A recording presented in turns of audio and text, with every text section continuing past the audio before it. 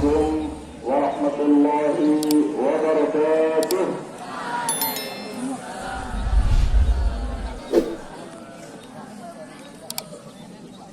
Innal hamdalillah nahmaduhu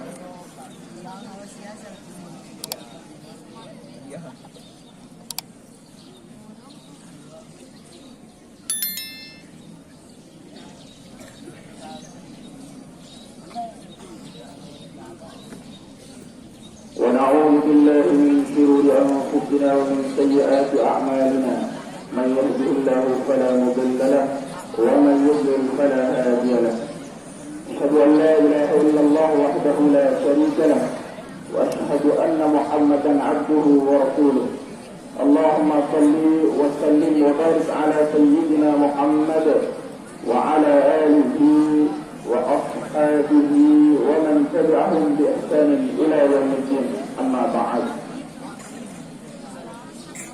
Bapak Ibu guru yang kami muliakan, anak-anak semuanya yang kami cintai, yang pertama mari kita memuji Allah Subhanahu wa taala.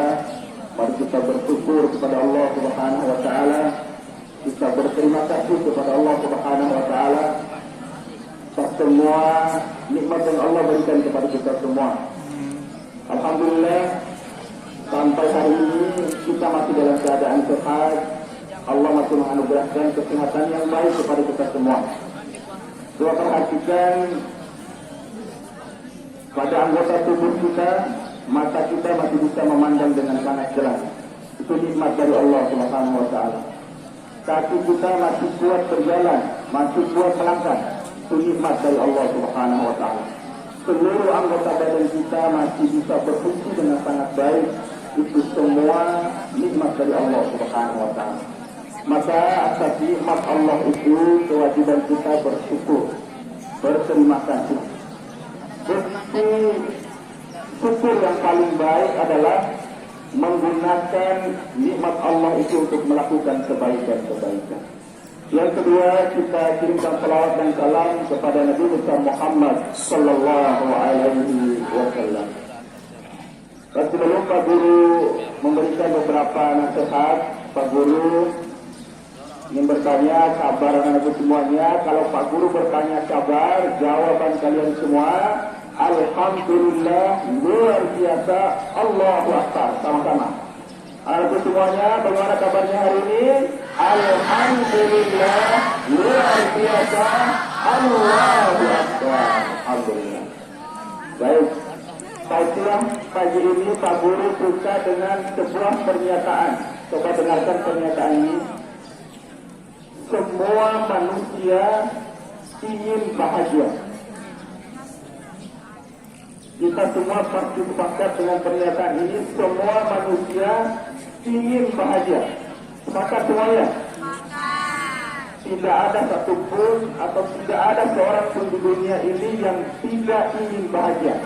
Semuanya mendapatkan kebahagiaan. Semuanya mengejar-ngejar kebahagiaan. Presiden ingin bahagia, pejabat ingin bahagia, rakyat biasa ingin bahagia. Siswa ingin bahagia, guru-guru juga ingin bahagia. Orang kaya ingin bahagia, orang miskin juga ingin bahagia. Semua ingin bahagia. Maka kita bisa melihat sebelum jam 7 di jalan raya, lalu lalang kendaraan, aktivitas manusia yang sangat ramai. Apa yang mereka lakukan? Mereka semua sedang memburu kebahagiaan, sedang mencari kebahagiaan dengan cara mereka masing-masing. Meskipun semua manusia dan semuanya ingin bahagia, tetapi manusia punya persepsi yang berbeda di mana sumber kebahagiaan itu. Manusia punya pendapat yang berbeda di mana sebenarnya letak kebahagiaan. Ada yang menganggap kebahagiaan itu ada pada uang yang banyak. Ada yang menganggap kebahagiaan itu ada pada uang yang banyak, sehingga waktunya, pikirannya, tenaganya dia habiskan untuk mencari uang sebanyak-banyaknya. Karena anggapannya setelah dia punya banyak uang, dia akan bahagia. Pertanyaannya anak-anak semuanya, apakah semua orang kaya itu otomatis bahagia? Jawab. Jawabannya tidak otomatis bahagia. Tidak otomatis bahagia. Lagi, ada yang menganggap kebahagiaan itu ada di balik jabatan, pangkat. Maka waktu mereka, pikiran mereka, tenaga mereka dia habiskan untuk mencari-cari jabatan. Pertanyaannya, apakah setelah orang itu meraih jabatan yang tinggi, misalnya sama kepala dinas, bupati, presiden, apakah otomatis bahagia? Jawab. Jawabannya otomatis tidak bahagia, tidak otomatis bahagia.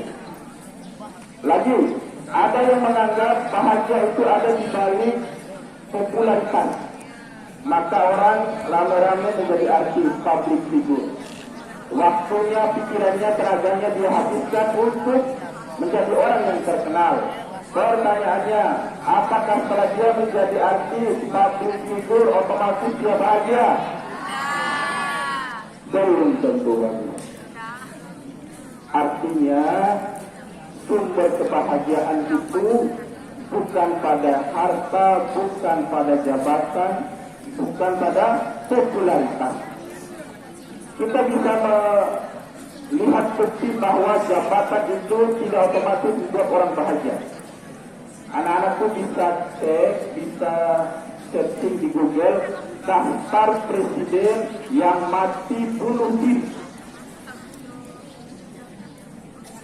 Anak-anakku semuanya tidak ada orang yang bahagia tapi mengakhiri hidupnya dengan cara bunuh diri.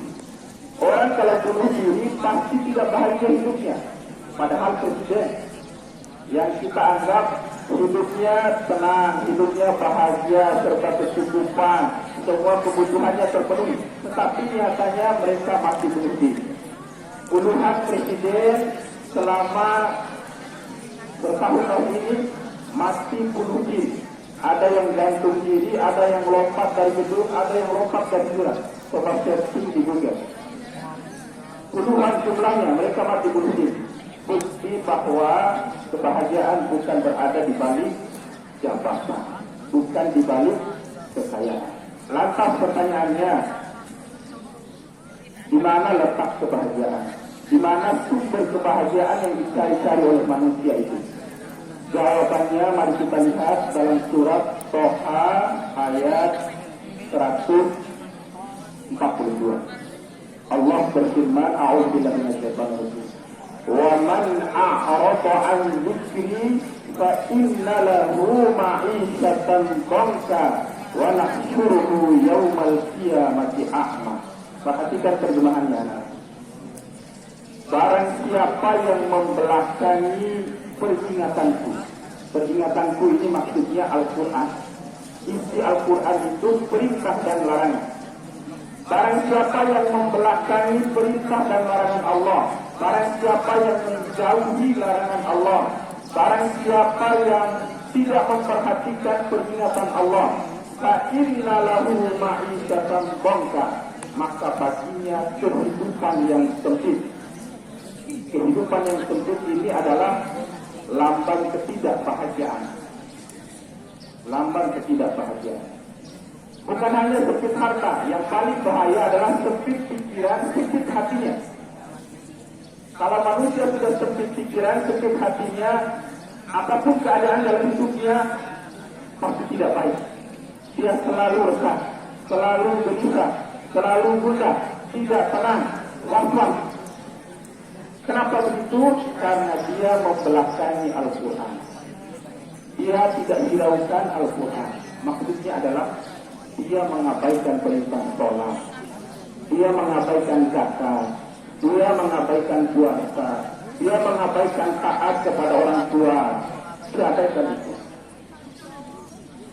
Dia malas bersedekah, dia malas membantu, dia sering berkata bohong, dia sering berucap-ucapan kasar.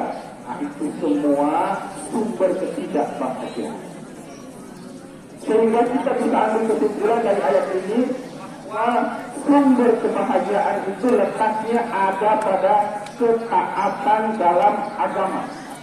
Sekali lagi coba ikuti ucapan Pak Guru bahwa letak ketaatan, letak kebahagiaan itu ada pada ketaatan dalam menjalankan agama. Sekali lagi, kebahagiaan itu letaknya pada apa? Ketaatan dalam menjalankan agama. Maka kalau ingin bahagia sholat, semuanya ini pasti sudah balik, sudah dikenai kewajiban untuk sholat. Maka jangan maknai sholat itu sebagai beban, maknai sebagai kebutuhan. Kalau kita tidak sholat, kita tidak bahagia, itu di kepalanya. Kalau kita tidak sholat, kita tidak akan bahagia. Tanam di hati pikirannya. Kalau kita tidak sholat, kita akan waswas, kita akan gelisah, kita akan gundah. Nah, tanam di kepala dan hatinya. Jangan jadikan beban. Kalau kita tidak puasa, maka kita akan tidak tenang. Tanam. Jangan jadikan beban. Kalau kita durhaka kepada orang tua, maka itu akan menghadirkan ketidakterangan dalam hidup. Jadi bukan paksaan. Jadi ketika kewajiban diwajibkan kepada manusia, bukan untuk membebani manusia, tetapi untuk membantu manusia agar meraih kebahagiaan. Itu anak-anakku semuanya, sehingga jangan salah persepsi. Maksud Pak Guru tadi bukan melarang menjadi orang kaya, bukan melarang menjadi pejabat, bukan melarang menjadi public figure. Boleh jadi pejabat, tapi pejabat yang taat agama. Boleh jadi orang kaya, tetapi orang kaya yang taat agama. Boleh jadi public figure, tapi public figure yang taat agama. Itulah. Mudah-mudahan tausiah singkat ini ada gunanya buat kita semuanya, bermanfaat buat kita semuanya. Mudah-mudahan kita semua selalu dibimbing Allah Subhanahu wa Ta'ala dalam kebaikan. Mudah-mudahan kita semua diwafatkan oleh Allah dalam keadaan husnul khatimah. Amin. Ya Rabbal Alamin. Assalamualaikum warahmatullahi wabarakatuh.